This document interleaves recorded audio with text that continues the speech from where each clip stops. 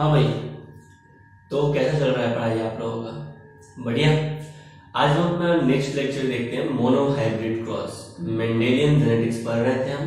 Mendel ने 7 contrasting characters या 7 contrasting trait को अपने एक्सपेरिमेंट में इंक्लूड किया था, या 7 कैरेक्टर्स को इंक्लूड किया था।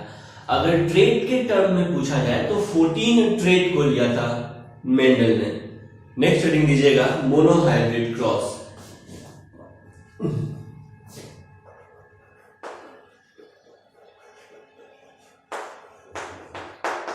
Mono hybrid cross.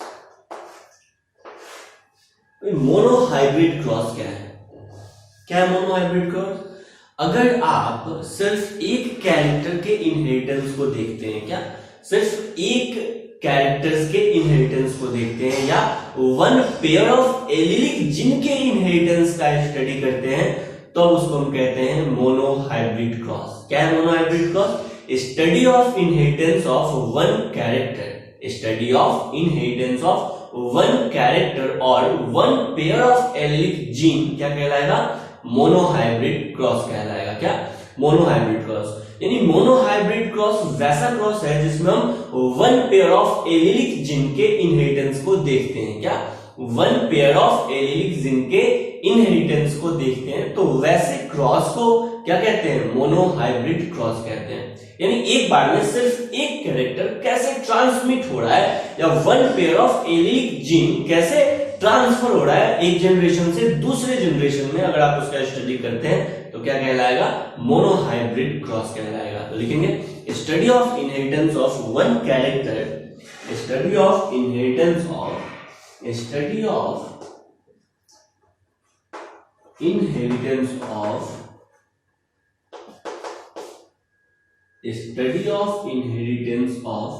study of inheritance of one character or one pair of allelic gene, one character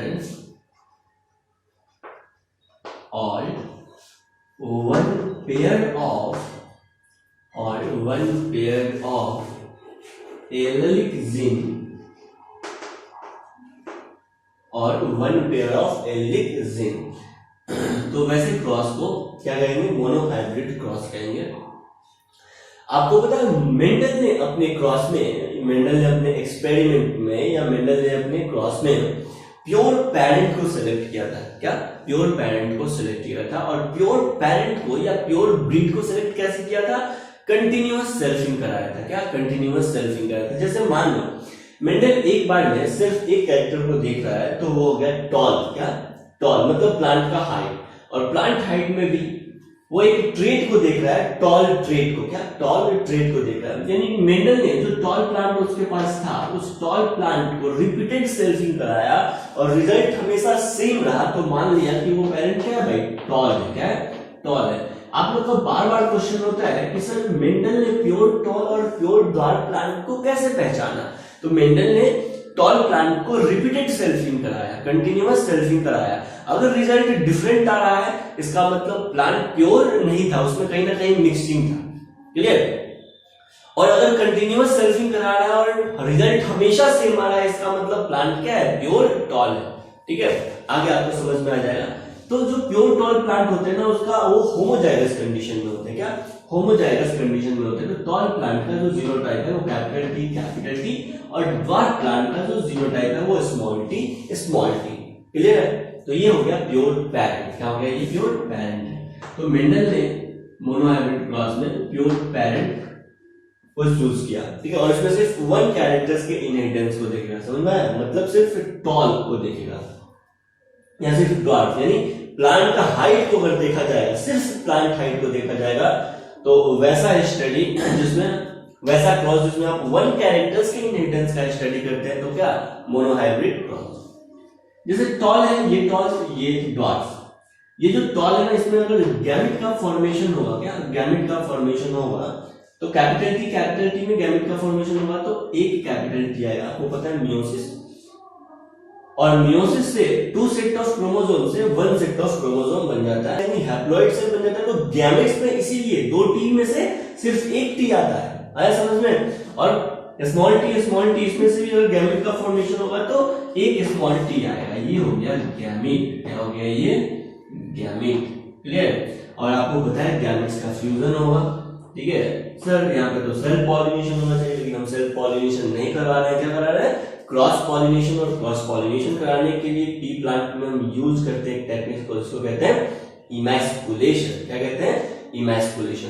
तो देखो ना, जो प्योर टॉल पेरेंट्स और प्योर ड्वार्फ पेरेंट के क्रॉसिंग से जो पहला ऑफ स्प्रिंग बना, क्या जो फर्स्ट ऑफ स्प्रिंग बना, वो कैसा बनेगा? Capital T small T. क्या बनेगा भाई? Capital T small T.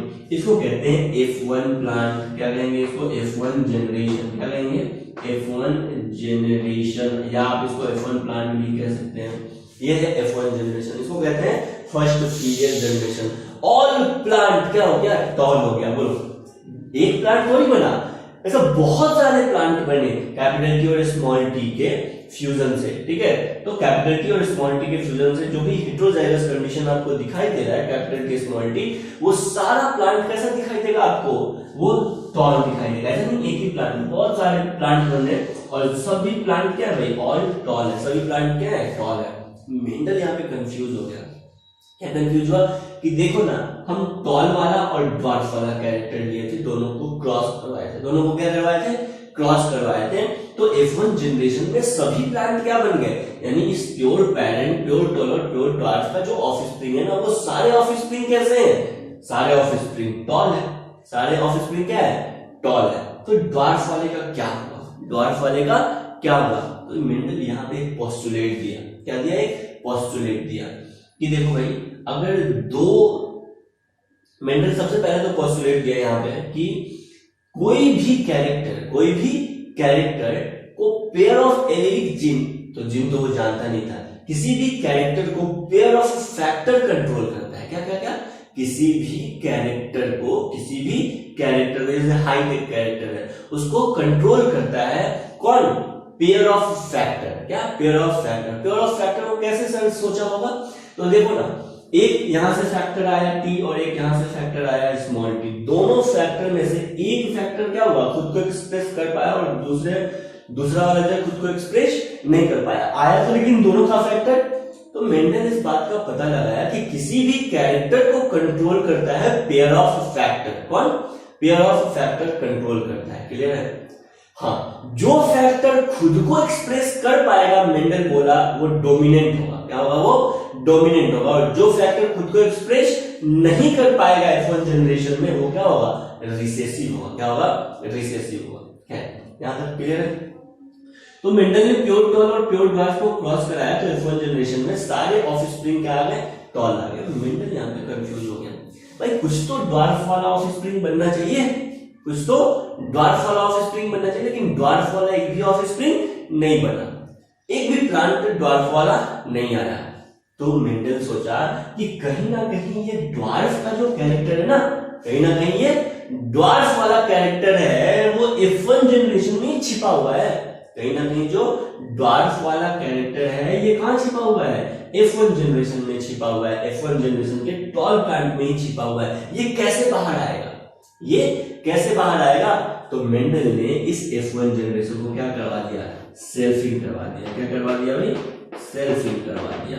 Selfing कहने का मतलब है सेल्फ पॉलिनेशन करा दिया। क्या?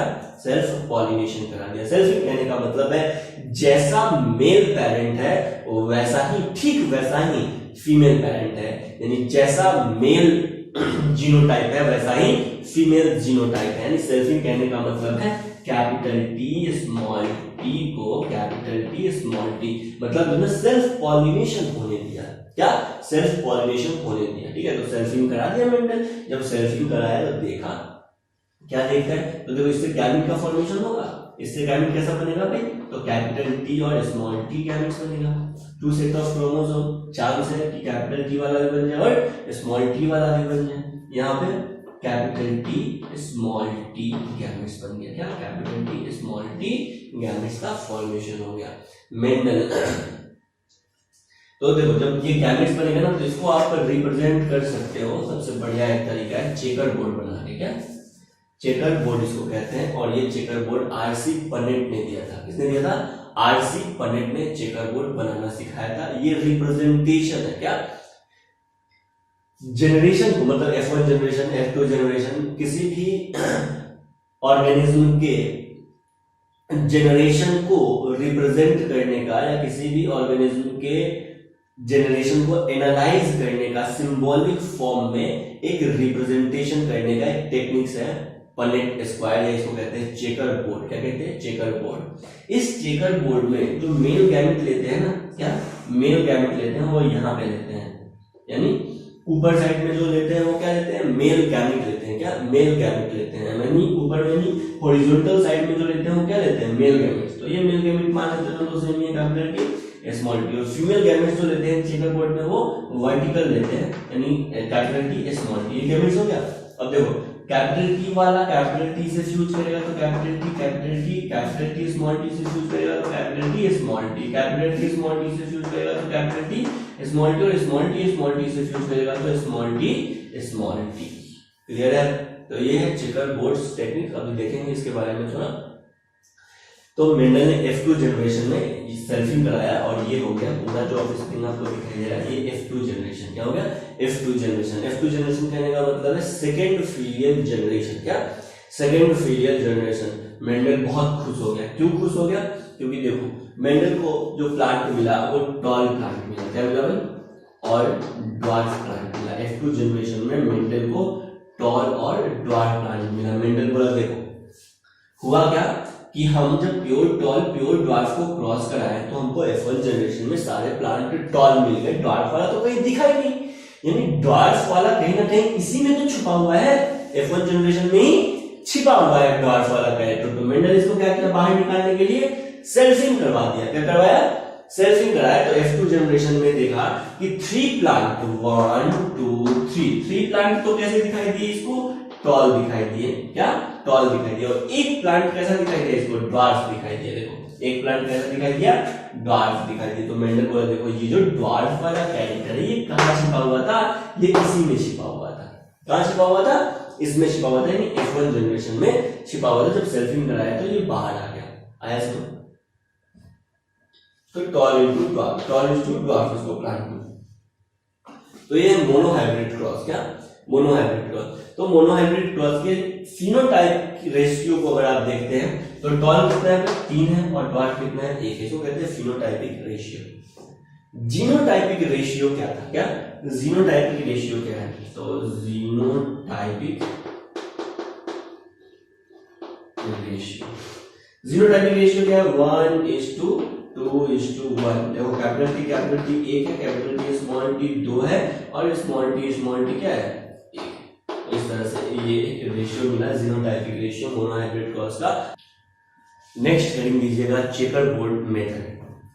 Checker board method first time use किया थे कौन, आरसी पनेट ने। क्या, आरसी पनेट ने इसको सबसे पहले यूज किया किसी भी जनरेशन को रिप्रेजेंट करने का, उसको एनालाइज करने का सिंबल के फॉर्म में एक मेथड, ठीक है, जिसमें मेल गैमेट हॉरिजॉन्टली प्लेस्ड होता है और फीमेल गैमेट वर्टिकली प्लेस्ड होता है। क्लियर है। तो चेकर बोर्ड के बारे में भी आप लिख लीजिए। First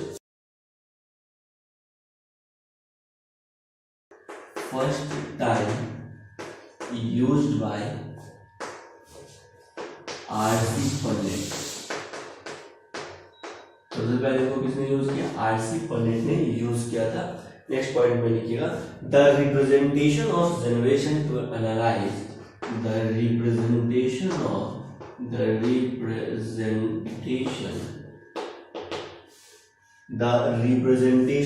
generation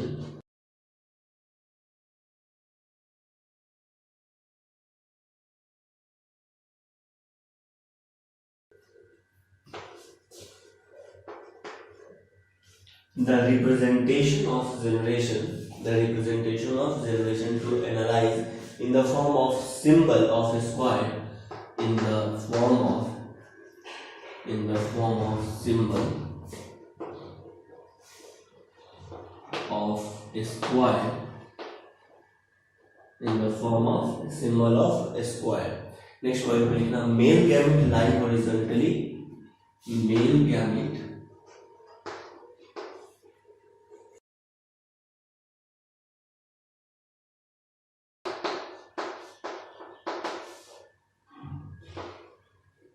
male gamete lie horizontally and female gamete lie vertically, and female gamete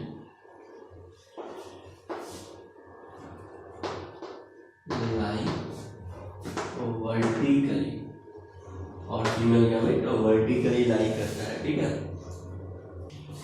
next heading दीजिएगा, मेंडल के मोनोहाइब्रिड क्रॉस के बेसिस पे मेंडल ने 3 पोस्टुलेट दिए। क्या? मेंडल के मोनोहाइब्रिड क्रॉस के बेसिस पे मेंडल ने 3 पोस्टुलेट दिए। पोस्टुलेट कहने का मतलब क्या है? देखो, हाइपोथेसिस कहने का मतलब क्या है? हाइपोथेसिस कहने का मतलब है जिसके बारे में कोई फिक्स्ड एक्सपेरिमेंट नहीं है, बस मान लीजिए कि ऐसा होता है तो उसको बोलते हैं हाइपोथेसिस। मनगढ़ंत कहानी बनाना, क्या? हाइपोथेसिस। थ्योरी या लॉ क्या होता है? एक ही एक्सपेरिमेंट बार बार कीजिएगा और रिजल्ट सेम आएगा तो उसको थ्योरी या फिर लॉ कहते हैं। अब बात आता है पोस्टुलेट क्या है। क्या पोस्टुलेट क्या है? मेंडल ने मोनोहाइब्रिड क्रॉस दिया, मेंडल ने मोनोहाइब्रिड क्रॉस किया और उससे जो रिजल्ट मिला, बार बार उसको सेम रिजल्ट मिला, तो आपको बताया कि भाई हम मोनोहाइब्रिड क्रॉस करते हैं ना, तो हमको पता चलता है कि फैक्टर्स हमेशा पेयर में रहते हैं। क्या? उसके बाद डोमिनेंस, लॉ ऑफ डोमिनेंस ऐसा भी कुछ होता है, या पोस्टुलेट ऑफ डोमिनेंस ऐसा भी कुछ होता है कि फैक्टर हमेशा पेयर में रहते हैं और जो खुद को एक्सप्रेस कर पाएगा उसको डोमिनेंस कहते हैं और जो एक्सप्रेस नहीं कर पाएगा उसको रिसेसिव कहते हैं। या गैमेट्स हमेशा साथ में रहते हैं या फैक्टर हमेशा साथ में रहते हैं और गैमेट फॉर्मेशन के समय ये अलग हो जाते हैं, इसको बोले पोस्टुलेट ऑफ सेग्रीगेशन। तो मेंडल ने मोनोहाइब्रिड क्रॉस किया और उसको 3 रिजल्ट मिला। क्या? एक तो भाई पोस्टुलेट ऑफ पेयर्ड फैक्टर। क्या? Postulate of paired factor. इसका मानना था कि जब भी फैक्टर रहते हैं किसी भी ऑर्गेनिज्म में तो पेयर के फॉर्म में रहते हैं। क्या? पेयर के फॉर्म में रहते हैं। दूसरा, जब भी पेयर के फॉर्म में फैक्टर प्रेजेंट होता है तो अगर एक पेयर या फिर वन फैक्टर खुद को एक्सप्रेस कर पाएगा तो उसको डोमिनेंस बोलेंगे और जो फैक्टर खुद को एक्सप्रेस नहीं कर पाएगा तो उसको रिसेसिव बोलेंगे। मेंडल इसको बोला पोस्टुलेट ऑफ डोमिनेंस। और तीसरा, मेंडल का मानना था कि जो फैक्टर्स होते हैं ना वो हमेशा पेयर में रहते हैं और गैमेट फॉर्मेशन के समय वो सेग्रीगेट कर जाते हैं, गैमेट फॉर्मेशन के समय वो अलग हो जाते हैं। मेंडल इसको बोला postulate of segregation. Clear? Postulate क्यों बोला, इसको थ्योरी या फिर लॉ क्यों नहीं बोला? क्योंकि भाई देखो, कोई भी बात है हम आपको बता रहे हैं, आप मानने को तैयार ही नहीं है, ठीक है, कि ऐसा होता है, तो हम लॉ तो बोलेंगे नहीं या फिर थ्योरी बोलेंगे नहीं। लॉ या थ्योरी वो होता है जिसको एक वेरिफिकेशन प्रूफ मिल जाता है, ठीक है। तो पोस्टुलेट क्या है? पोस्टुलेट है स्वयं सिद्ध मान लेना। पोस्टुलेट का मतलब स्वयं सिद्ध मानना। आपको मानना है तो मानिए, अगर नहीं मानिएगा तो भाई हम अपने बात से एग्री करते हैं, हम उसको सही मानते हैं। तो किसी भी एक्सपेरिमेंट को, किसी भी रिजल्ट को अगर आप खुद सच मान लीजिएगा तो उसको कहते हैं पोस्टुलेट। क्या कहते हैं? पोस्टुलेट, ठीक है। तो मेंडल अपने मोनोहाइब्रिड क्रॉस से 3 पोस्टुलेट दिया, क्योंकि इसका बात तो कोई मान नहीं रहा था तो मेंडल खुद ही सच मान लिया। समझ में आया? तो स्वयं सिद्ध मान लेना किसी भी रिजल्ट को क्या कहलाता है? पोस्टुलेट कहलाता है। क्या कहलाता है? पोस्टुलेट कहलाता है। और मेंडल मोनोहाइब्रिड क्रॉस के बेसिस पे 3 पोस्टुलेट दिया। क्या? 3 पोस्टुलेट दिया। नेक्स्ट पॉइंट में लिखेंगे, on the basis of monohybrid cross Mendel give 3 postulate. On the basis of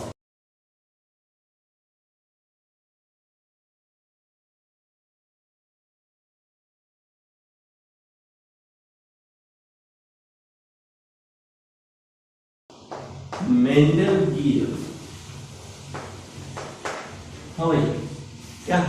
Mendel give 3 postulate। Mendel ने 3 postulate दिया। जो पहला पोस्टुलेट है वो लिखेंगे postulate of paired factors. First postulate में लिखना postulate of paired factor.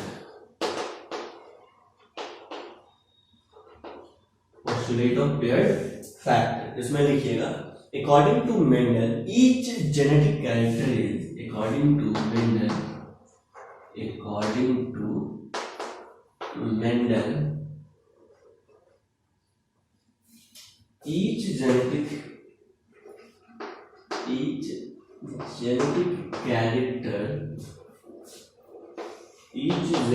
character is controlled by each genetic character is controlled by a pair of unit factor,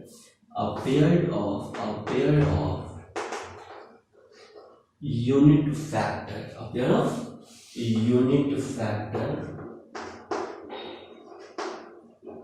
Each genetic character is controlled by a pair of unit factor. It is known as postulate of paired factor. It is known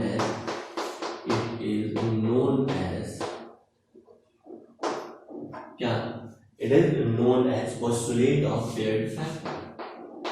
Postulate of paired factor. देखिए Mendel का मानना था कि कोई भी genetic character जो है ना वो पेयर ऑफ यूनिट फैक्टर से कंट्रोल होता है। क्या? पेयर ऑफ यूनिट फैक्टर से कंट्रोल होता है। जैसे हाइट टॉल है ना, तो वो कैपिटल टी या फिर कैपिटल टी स्मॉल टी या फिर स्मॉल टी इससे कंट्रोल होता है। आज आपको पता है कि ये पेयर्ड फैक्टर आते कहाँ से हैं? तो एक फैक्टर रहता है मदर साइड से जिसको मैटरनल कहते हैं और एक फैक्टर रहता है फादर साइड से जिसको पैटर्नल कहते हैं। ठीक है, तो किसी भी जैसे हमारे पास आपके पास हमारा हाइट, हमारा साउंड, हमारा हेयर स्टाइल, हमारा आई कलर जो भी है, ठीक है, हेयर कलर, ये जो भी कैरेक्टर कंट्रोल हो रहा है हमारे बॉडी में वो पेयर्ड फैक्टर से कंट्रोल होता है। किससे कंट्रोल होता है? पेयर्ड फैक्टर से कंट्रोल होता है। ठीक है, और वो फैक्टर आता है एक मदर साइड से और एक फादर साइड से। सोचो मेंडल इसको 1856 में ही बता दिया था अपने एक्सपेरिमेंट से कि हम किसी भी ऑर्गेनिज्म में जो कैरेक्टर्स कंट्रोल होता है क्या वो पेयर्ड फैक्टर से कंट्रोल होता है। इसको बोला Mendel postulate of paired factor. क्या? Postulate of paired factor. Postulate का मतलब स्वयं सिद्ध मान लेना। ठीक है, कोई नहीं मान रहा है तो कोई बात नहीं, हम तो मानते हैं भाई, है ना, इसलिए पोस्टुलेट है वो। दूसरा पोस्टुलेट ऑफ डोमिनेंस। क्या है? Postulate of dominance. Postulate of dominance. Postulate of dominance क्या है सर? हाँ, पोस्टुलेट ऑफ डोमिनेंस क्या है लिखेंगे? In a dissimilar pair of a factor. क्या है? देखो पोस्टुलेट पेयर ऑफ फैक्टर क्या होता है कि डिसिमिलर पेयर फैक्टर है कैपिटल टी और स्मॉल टी। ठीक है, इसमें जो फैक्टर खुद को एक्सप्रेस करेगा उसको बोलेंगे डोमिनेंट और जो खुद को एक्सप्रेस नहीं करेगा उसको बोलेंगे रिसेसिव। यही तो है पोस्टुलेट ऑफ फैक्टर। ठीक है, और ये जो है ना पोस्टुलेट ऑफ डोमिनेंस मेंडल को कैसे पता चल गया था? बोलो ना, कहां से पता चला था? ये जब प्योर पेरेंट को क्रॉस कराया और F1 जनरेशन जब उसका बना था ऑल प्लांट टॉल, तब उसको पता चला कि देखो एक फैक्टर आ रहा है कैपिटल टी और इधर से एक फैक्टर आ रहा है स्मॉल टी। F1 जनरेशन में सिर्फ कैपिटल टी वाला एक्सप्रेस कर पा रहा है, ऐसा समझ में? तो इस तरह से पता चला था मेंडल को। पोस्टुलेट ऑफ डोमिनेंस यहां पर लिखेंगे in a dissimilar pair of factor. In a dissimilar pair of factor, in a dissimilar pair of factor, one factor expressed while other remain hidden. One factor expressed while other remain hidden। एक तो factor express हुआ, दूसरा hidden रहा। One factor express while other remain hidden. जो express हुआ, पहले जो express हुआ उसको क्या बोले? डोमिनेंट। और जो एक्सप्रेस नहीं हुआ उसको क्या बोले? Recessive. Hidden. The former is known as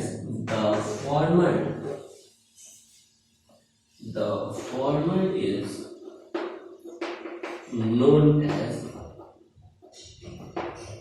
क्या? Dominant, and the later, और बाद वाला जो हिडन रहेगा उसको क्या कहते हैं? and the other one recessive, and the other one is recessive। अरे बोलो भाई, क्लियर है? जैसे देखिए यहाँ पे आपको दिख रहा है कैपिटल टी को क्रॉस कराया स्मॉल टी से ये गैमेट का फॉर्मेशन हो गया कैपिटल टी, ये गैमेट का फॉर्मेशन हुआ स्मॉल टी, दोनों जब फ्यूज किया तो कैपिटल टी स्मॉल टी। देखो तो जो हेटेरोजाइगस कंडीशन में है क्या, हेटेरोजाइगस कंडीशन ये कैपिटल टी यानी एक फैक्टर यहाँ से आया कैपिटल टी, यहाँ से एक फैक्टर आया स्मॉल टी, दोनों फ्यूज किया तो capital T small T. All plant क्या हो गया, टॉल हो गया, क्या हो गया, ऑल प्लांट क्या हो गया, टॉल हो गया। तो मेंडल का मानना था कि देखो फैक्टर्स किसी भी ऑर्गेनिज्म का जो कैरेक्टर होता है वो पेयर्ड फैक्टर से कंट्रोल होता है, लेकिन अगर ये हेटेरोजाइगस कंडीशन में है यानी कैपिटल टी स्मॉल टी तो एक फैक्टर ही खुद को एक्सप्रेस कर पाता है जबकि दूसरा एक्सप्रेस नहीं कर पाता है। तो जो खुद को एक्सप्रेस कर पाता है उसको डोमिनेंट बोल दिया, जो खुद को एक्सप्रेस नहीं कर पाता उसको क्या बोल दिया, रिसेसिव बोल दिया। क्लियर है। इसका दो एक्सेप्शन है, पोस्टुलेट ऑफ डोमिनेंस का दो एक्सेप्शन है। क्या दो एक्सेप्शन है, एक तो इनकम्प्लीट और डोमिनेंस और दूसरा है को डोमिनेंस। क्या वो हम पढ़ेंगे आगे। तो पोस्टुलेट ऑफ डोमिनेंस का दो एक्सेप्शन है, ठीक है। इस पोस्टुलेट ऑफ डोमिनेंस को हम लॉ ऑफ डोमिनेंस के भी नाम से जानते हैं क्योंकि इस बात को प्रूफ मिल चुका है कि कहीं मेंडल अंकल जो बोल रहे थे वो सही बोल रहे थे, ठीक है। तो पोस्टुलेट ऑफ डोमिनेंस को लॉ ऑफ डोमिनेंस भी कहते हैं, लॉ ऑफ पेयर्ड फैक्टर इसको कहते हैं। क्लियर है। लेकिन हम पढ़ रहे हैं मेंडल के जमाने में, इसलिए हम क्या बोले, पोस्टुलेट। आप ध्यान रखिएगा कि इसके दो एक्सेप्शन है, पोस्टुलेट ऑफ डोमिनेंस के दो एक्सेप्शन है। लिखिएगा देयर आर टू एक्सेप्शंस। क्या भाई, टू एक्सेप्शंस है।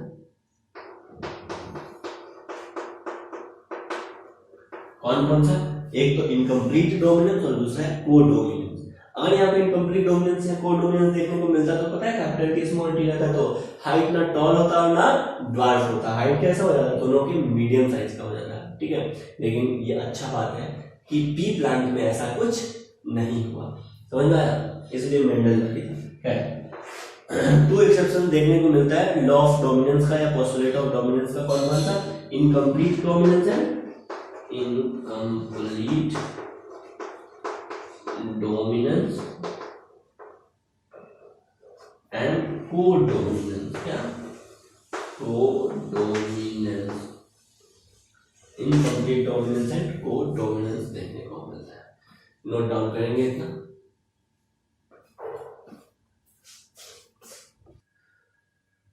नेक्स्ट हेडिंग देंगे जो थर्ड पोस्टुलेट है वो है पोस्टुलेट ऑफ सेग्रीगेशन। क्या, postulate of segregation.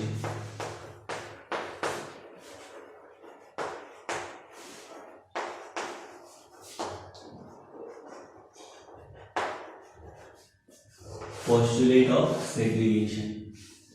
Postulate of segregation क्या है, पोस्टुलेट ऑफ सेग्रीगेशन क्या है। देखो जब भी डिसिमिलर पेयर ऑफ फैक्टर होता है ना तो ठीक है, capital T small T, dissimilar pair of factor या सिमिलर पेयर ऑफ फैक्टर दोनों साथ साथ रहते हैं, दोनों क्या है, साथ साथ रहते हैं और उसमें किसी भी तरह का ब्लेंडिंग नहीं होता है। लेकिन गैमेट फॉर्मेशन के समय, गैमेट फॉर्मेशन के समय ये जो फैक्टर है ना, गैमेट फॉर्मेशन के समय जो अलग अलग फैक्टर हैं वो एक दूसरे से अलग हो जाते हैं। क्या, एक दूसरे से अलग हो जाते हैं। क्लियर है। जैसे देखो कैपिटल टी स्मॉल टी ये दोनों साथ साथ थे प्योर प्लांट में, क्या साथ साथ में थे, लेकिन जब गैमेट फॉर्मेशन हुआ तो कैपिटल टी अलग आ गया और स्मॉल टी अलग आ गया, कैपिटल टी अलग और स्मॉल टी अलग, यानी कैपिटल टी एक गैमेट में और स्मॉल टी एक गैमेट में आ गया। इसमें किसी भी तरह का ब्लेंडिंग नहीं हुआ, ठीक है। तो गैमेट्स ना देखो हमेशा प्योर है गैमेट्स, ऐसा नहीं है कि इस स्मॉल टी वाले में या स्मॉल टी वाले फैक्टर में थोड़ा सा कैपिटल टी का भी प्रॉपर्टी आ गया, ऐसा हुआ क्या, ऐसा नहीं हुआ। तो पोस्टुलेट ऑफ सेग्रीगेशन कहता है कि डिसिमिलर पेयर ऑफ फैक्टर साथ साथ रहते हैं, डिसिमिलर पेयर ऑफ फैक्टर साथ साथ रहते हैं कैपिटल टी और स्मॉल टी के, और उसमें किसी भी तरह का ब्लेंडिंग नहीं होता है। लेकिन गैमेट फॉर्मेशन के समय ये जो फैक्टर है ना, गैमेट फॉर्मेशन के समय ये जो फैक्टर है ये अलग अलग हो जाते हैं और एक गैमेट सिर्फ एक फैक्टर को लेता है, एक गैमेट सिर्फ एक फैक्टर को लेता है। क्लियर है। इसलिए गैमेट्स जो होते हैं ना वो प्योर होते हैं, गैमेट्स जो होते हैं वो प्योर होते हैं क्योंकि एक गैमेट में एक फैक्टर रहता है और इस गैमेट्स में किसी भी तरह का फैक्टर का मिक्सिंग नहीं होता है। इसीलिए पोस्टुलेट ऑफ सेग्रीगेशन को आजकल हम लॉ ऑफ सेग्रीगेशन भी कहते हैं। क्या, लॉ ऑफ सेग्रीगेशन या law of purity of gamete, इसी के कारण पता चला कि भाई गैमेट्स में जो भी फैक्टर आते हैं वो प्योर आते हैं, उसमें किसी भी तरह की मिक्सिंग नहीं होती है, किसी भी तरह की मिक्सिंग नहीं होती है। तो क्वेश्चन पूछा जाएगा। देखो जो भी मेंडल का पहले पोस्टुलेट हुआ करता था, आजकल वो सब क्या बन गया है, लॉ बन गया है। तो अगर आप किसी बुक में पोस्टुलेट ऑफ सेग्रीगेशन पढ़ने को नहीं मिल रहा है, लॉ ऑफ सेग्रीगेशन पढ़ने को मिल रहा है, इसका मतलब सही है, वो भी गलत नहीं है। समझ में आ गया? तो आप मेंडल के लॉ को पहले जो पोस्टुलेट बोलते थे, आजकल उसको क्या बोलने लगे हैं, लॉ बोलने लगे। क्यों? क्योंकि उसका एक्सपेरिमेंटल प्रूफ हो गया और लोगों ने उसे एक्सेप्ट कर लिया है। क्लियर? चलिए, तो लॉ ऑफ पोस्टुलेट, या हम तो पढ़ेंगे भाई postulate of segregation, sorry law of segregation, क्या लॉ ऑफ सेग्रीगेशन, जिसको हम पढ़ेंगे पोस्टुलेट ऑफ सेग्रीगेशन। क्या? Postulate of segregation. इसका दूसरा नाम क्या है? Law of purity of gamete. क्या? Law of purity of gamete. Carl Correns है ना, कार्ल करेंस याद है? करेंस याद है? जो रीडिस्कवरी ऑफ मेंडल लाया था, करेंस, ह्यूबर्ट ड्यूबरीज और डेस्मार्ट। तो ये जो करेंस है ना, करेंस, कार्ल करेंस, ये पोस्टुलेट ऑफ सेग्रीगेशन को या लॉ ऑफ सेग्रीगेशन को फर्स्ट लॉ ऑफ इनहेरिटेंस कहा है इन्होंने। क्या? फर्स्ट लॉ ऑफ इनहेरिटेंस कहा है कि भाई गैमेट्स हमेशा प्योर होते हैं। क्लियर? नेक्स्ट पॉइंट में आते हैं, लॉ ऑफ सेग्रीगेशन का कोई भी एक्सेप्शन नहीं है। जैसे अभी हम देखें ना, लॉ ऑफ डोमिनेंस का एक्सेप्शन, इनकम्प्लीट डोमिनेंस और कोडोमिनेंस, वैसे लॉ पोस्टुलेट ऑफ सेग्रीगेशन या लॉ ऑफ सेग्रीगेशन का कोई भी एक्सेप्शन नहीं है। ये बायोलॉजी का यूनिवर्सल ट्रूथ है। लॉ ऑफ सेग्रीगेशन क्या है? बायोलॉजी का यूनिवर्सल ट्रूथ है। हाँ, कभी कभी इसमें एरर देखने को मिलता है। लॉ ऑफ सेग्रीगेशन में या पोस्टुलेट ऑफ सेग्रीगेशन में कभी कभी एरर देखने को मिलता है जब नॉन डिसजंक्शन होता है। और आपको पता है नॉन डिसजंक्शन, क्रोमोसोम का जो नॉन डिसजंक्शन होता है वो कब होता है? एनाफेज में। कब होता है? एनाफेज में। ठीक है? तो जब एनाफेज में नॉन डिसजंक्शन होगा, यानी फेल्योर होगा सेग्रीगेशन, तब वहां पे देखने को मिलेगा क्या? क्या देखने को मिलेगा? Non disjunction. यानी जब फेल्योर ऑफ सेग्रीगेशन होगा ना, क्या फेल्योर ऑफ सेग्रीगेशन होगा, तुमको पता है सेग्रीगेशन, क्रोमोसोम का सेग्रीगेशन कब होता है? एनाफेज 1 में। कब होता है? एनाफेज 1 में। और एनाफेज 1 में अगर फेल्योर हो जाएगा सेग्रीगेशन, तो उसी को कहते हैं नॉन डिसजंक्शन। क्या कहते हैं? नॉन डिसजंक्शन कहते हैं। ठीक है? तो अगर नॉन डिसजंक्शन हो जाएगा यानी फेल्योर हो जाएगा, तब हो सकता है कि इसमें एक्सेप्शन या फिर एरर देखने को मिले। किसमें? लॉ ऑफ सेग्रीगेशन में। लेकिन ऐसे इसमें किसी भी तरह का एक्सेप्शन देखने को नहीं मिलता है। चलिए लिखते हैं इस चीज को, लिखेंगे in a dissimilar pair of factor, in a dissimilar pair of factor, in a dissimilar pair of factor, both of factor remain together. Both of factor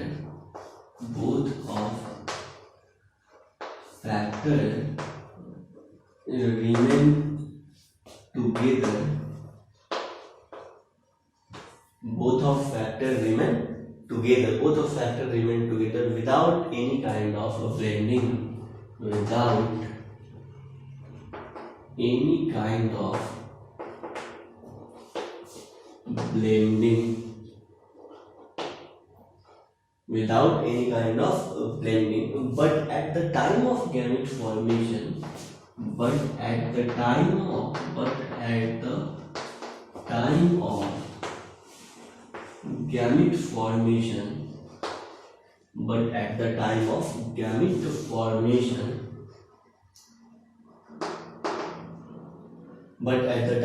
gamete formation, they become separate from each other. They become separate from each other. They become separate from each other, and each gamete receive only one factor, and each gamete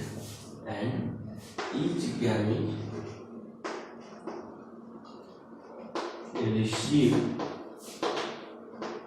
only one factor, and each gamete receive only one factor of each pair each pair. So gametes are pure. So gametes are pure for one factor. Gametes are pure for one factor of each pair. क्या? Of each pair. ठीक है, next point में लिखिएगा इस law को, इसको आजकल law of segregation भी कहते हैं, ठीक है, या फिर law of purity of gametes भी कहते हैं। नेक्स्ट पॉइंट में it is also known as क्या? लॉ ऑफ सेग्रीगेशन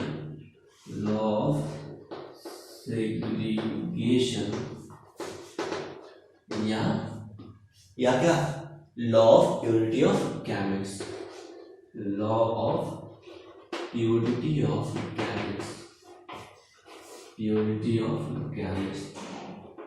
देखो ये law of purity of gametes है ना, law of purity of gametes है, लॉ ऑफ सेग्रीगेशन, इसका कोई भी एक्सेप्शन नहीं है। क्या?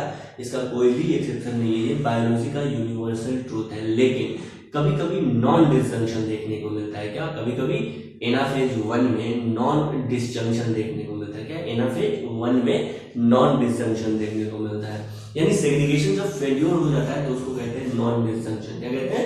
Non disjunction. और इस नॉन डिसजंक्शन के कारण यहाँ पे थोड़ा सा एरर देखने को मिलेगा, उसी को कहते हैं, क्या कहते हैं भाई?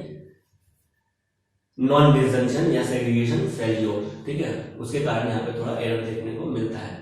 ठीक है, तो सेग्रीगेशन का कोई भी एक्सेप्शन नहीं है। और कार्ल करेंस इसको क्या बोले थे? लॉ ऑफ इनहेरिटेंस बोले थे। क्या? फर्स्ट लॉ ऑफ इनहेरिटेंस बोले थे। नेक्स्ट पॉइंट में लिखना, Karl करेंस called it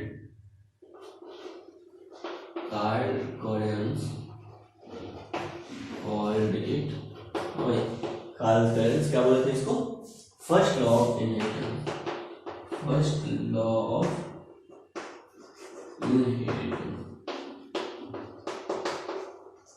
Karl Correns ने इसको फर्स्ट लॉ ऑफ इनहेरिटेंस बोला था। क्लियर है? Next point, there is no exception of segregation. There is no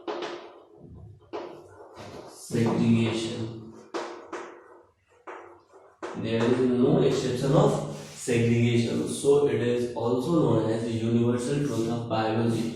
So it is also known as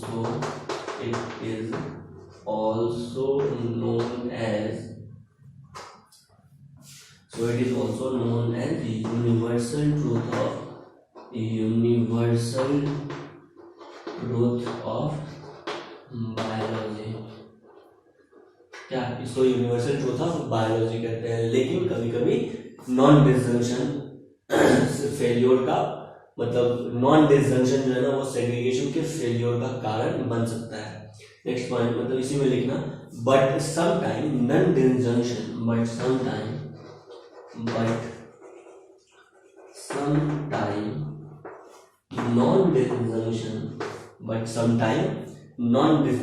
may be the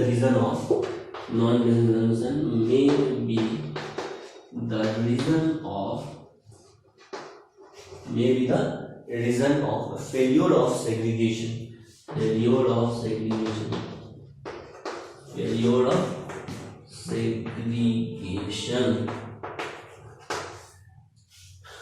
clear है?